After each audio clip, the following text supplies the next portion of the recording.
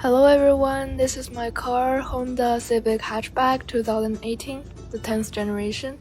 Today we are going to install the VIOFO 3-channel dashcam onto this car. This will be an step-by-step tutorial, although in this video I'm also doing it for the first time.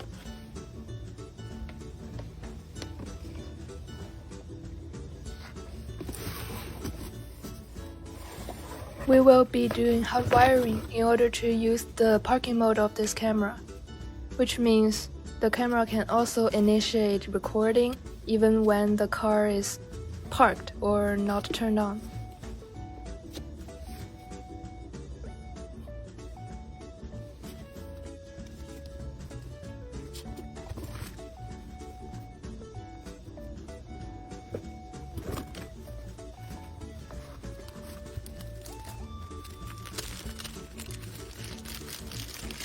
This is the front camera plus the main computer of the dashcam.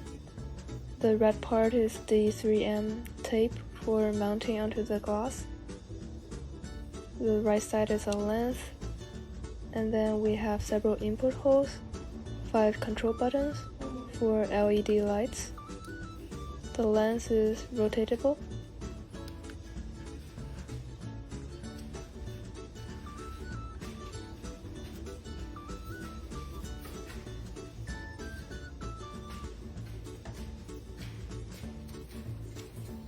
You see on the right side is the power input, and the 2 little holes beside it is the input from the rear and interior camera.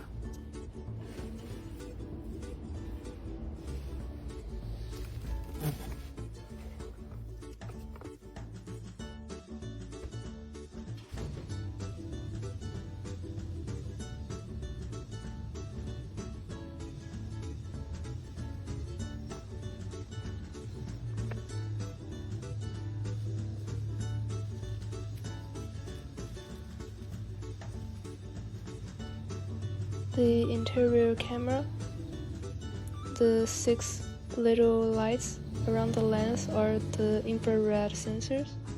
The red part is again the 3M tape for mounting.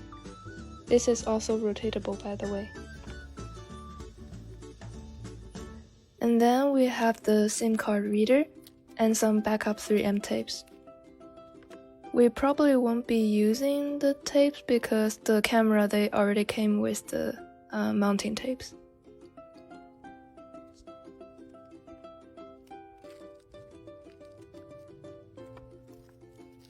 And then we have the rear camera.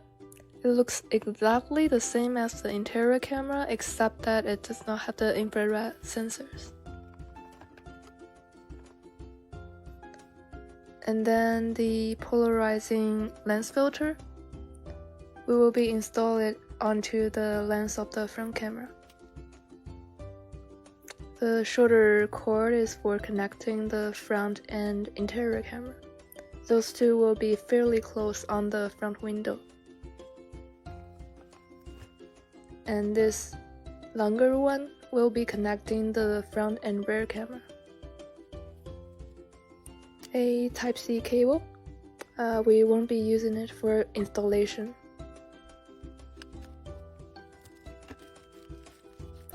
This is the original power cord for the dashcam.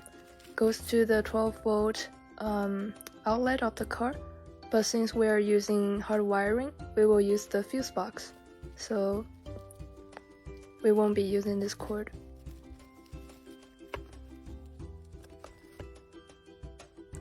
Trim removal tool.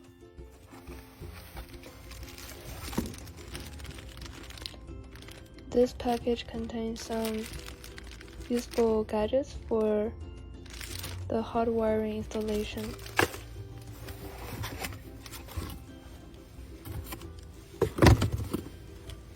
This is the SD card.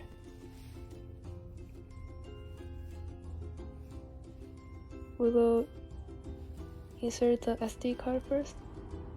Note that the metal part should be away from the VIOFO logo on the front.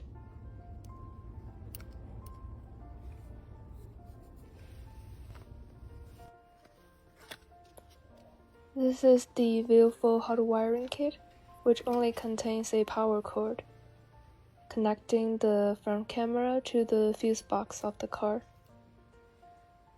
The colorful part goes to the fuse box, and the other end goes to the power input.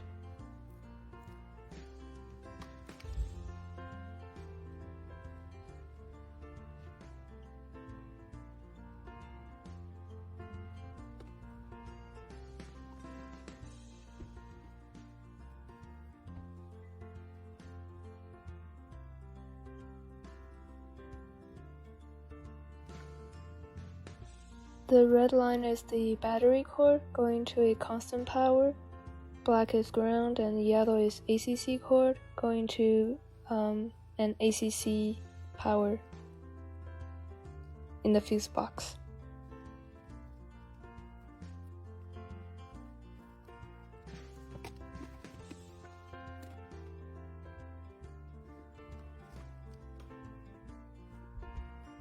We just connect them like that.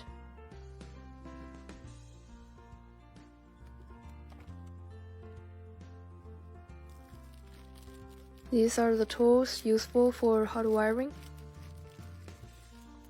A circuit tester. The clamp goes to the ground bolt and the tip goes to the wire you want to test. It will light up if there's current. Another trim removal tool, and 2 stickers to add a fuse kit.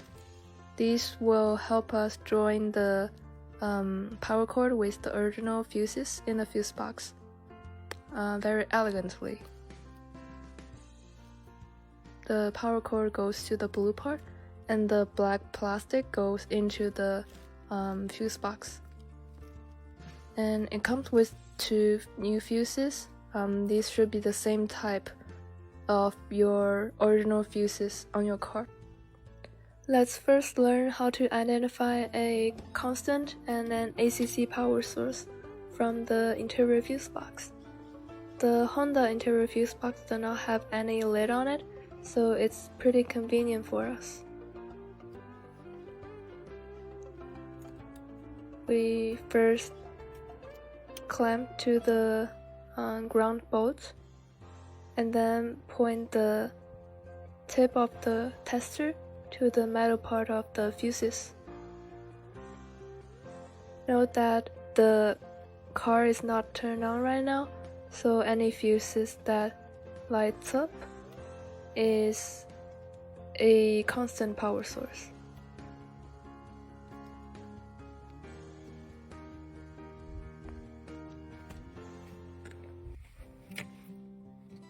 Now let me turn on the car and do the test again.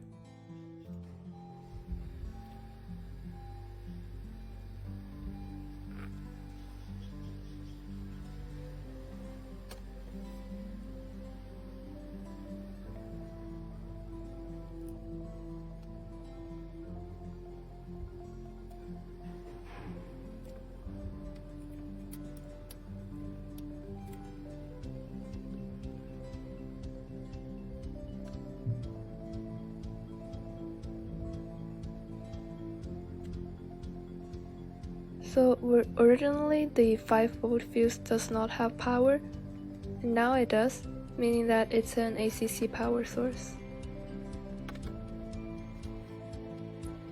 To get a fuse out, you just need a needle nose plier.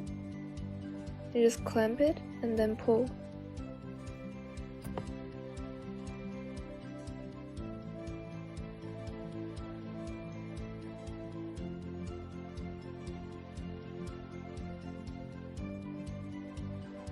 To put it back in, just use your fingers.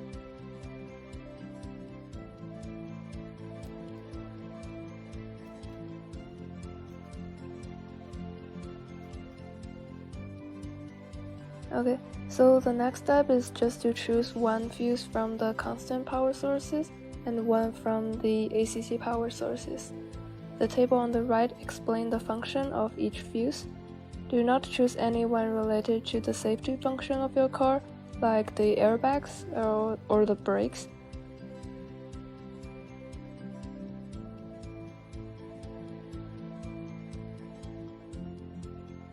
After identifying the fuses, we just pull them out with the plier and then squeeze them into this add a fuse kit together with the two new fuses.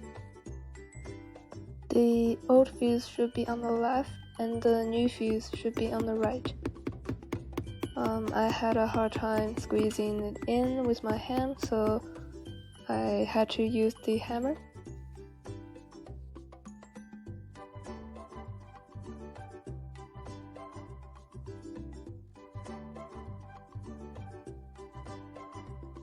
This is what it's like after you squeeze in the original fuse as well.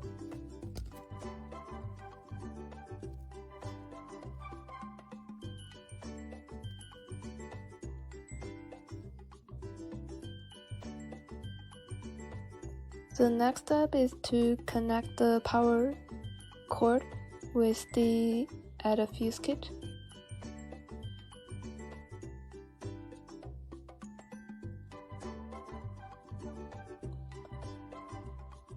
All you need to do is insert the wire in and then crimp the blue part, crimp them together. For me, the metal cylinder inside is pretty hard, so I had to tape the two wires together first and then crimp them either with a plier or a hammer.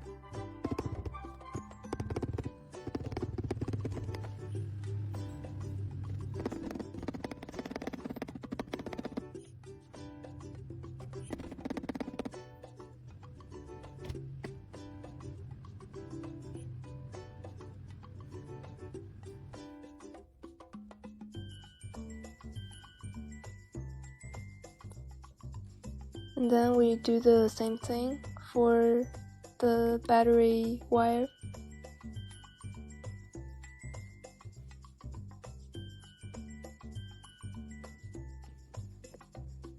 So finally we can insert our add a fuse kit back to the fuse box.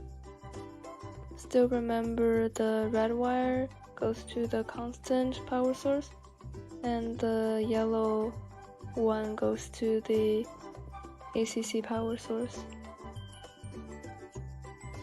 Sorry that my hand is in the way. This is really an awkward position to shoot the video.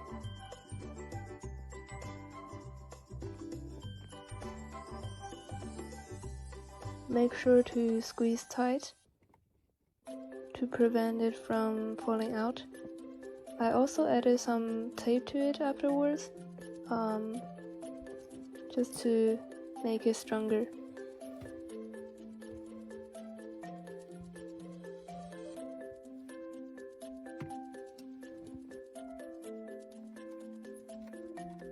Next, we just need to connect the ground wire to this bolt here.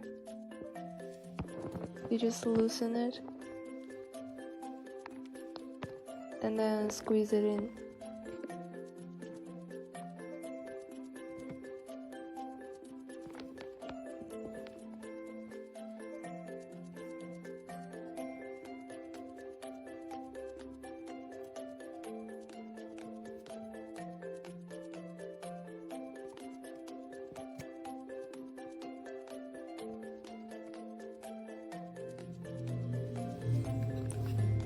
Now finally, all the hard wiring part is done. The most complicated part is done. We can now connect the camera to the power and let's see what it's like.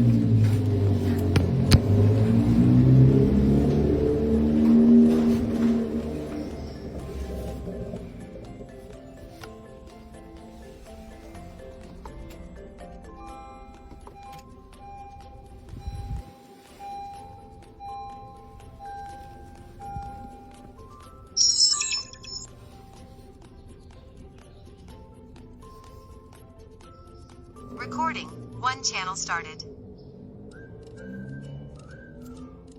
This is still just one channel because we haven't connected the other two cameras to it yet. Infrared lights disabled. Now this is what it's like after all three cameras are connected and mounted. Recording. 3 channels started.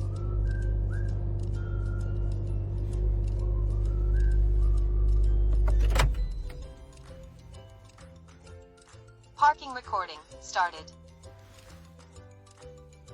Now I will hide these wires in my car. We can utilize the original gaps of the car.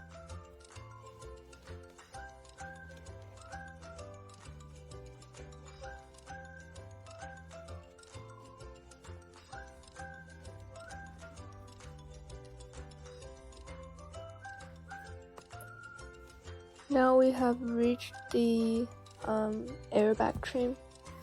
It's hard to squeeze it in directly anymore, so we will need to remove it.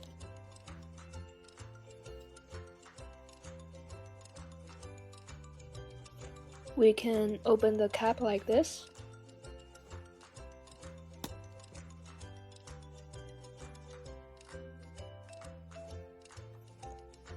And to close it, you just do this. So we loosen the bolt inside. Now you just use this tool to kind of crack open the trim and stuff the wires in. You can see the airbag from here.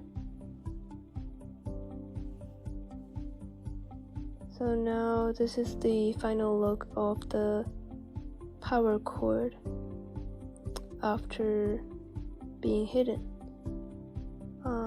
I was not managed to hide this bulk of wire since it's too long and it's really not possible to squeeze it in with the airbag inside. And then the top wire is stuffed in the gap here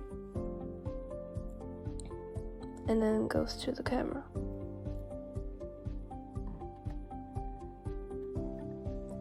For the rear camera, there's another trim we need to crack open, but it's fairly simple. And then we just run the wire through this trim, and then it will go inside the car.